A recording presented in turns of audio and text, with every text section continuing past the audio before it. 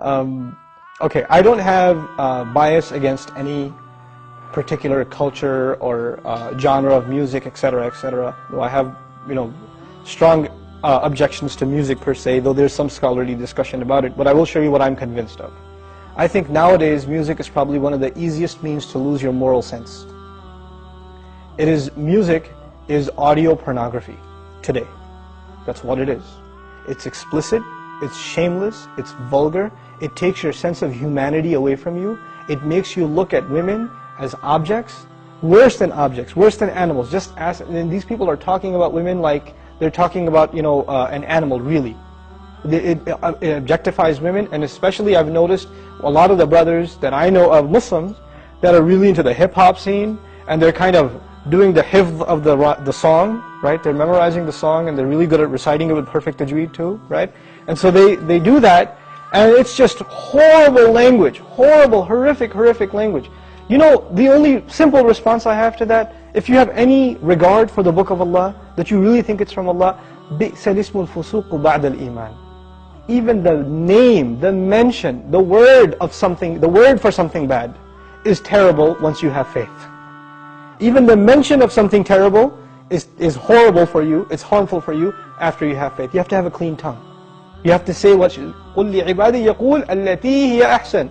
Tell my slaves to say that which is the best. Say what is the best. Say good things from your mouth. So this is the first thing. When you say horrible things, and you say things that are in direct contradiction to the moral gauge Allah gifted us with, then obviously you're deviating from your natural fitrah, your predisposition to turn to Allah. And when you constantly listen to garbage like that, then you get deviated. And you don't find pleasure except in disobedience to Allah, and that's a sign of a sick heart. So one has to distance themselves from this. This is the first step. And I'll tell you, this is my personal measure, this is not a fatwa, it's my personal analysis, you don't have to take it.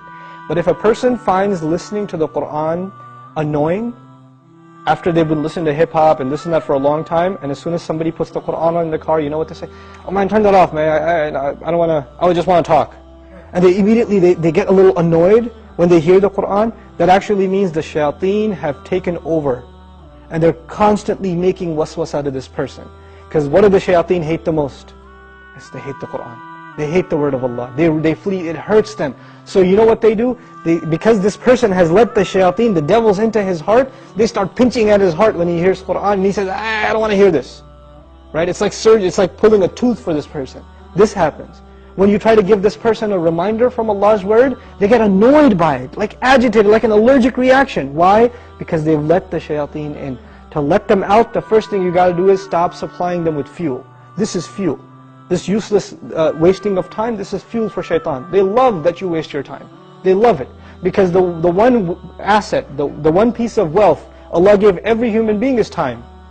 And what is music and TV and YouTube and Facebook and MySpace and like Twitter and whatever else? If you're spending hours and hours and hours on this stuff, what is it except destroying your time? It's taking that one asset away from you. Shaitan would love nothing more. May Allah subhanahu wa ta'ala give you the strength to get away from these temptations. My advice that I keep going over, I can't get enough of giving this advice, find better friends. Find company that is not into these things and try to spend more time with them, and inshallah you'll wean yourself off of these habits. Bi-idhnillah.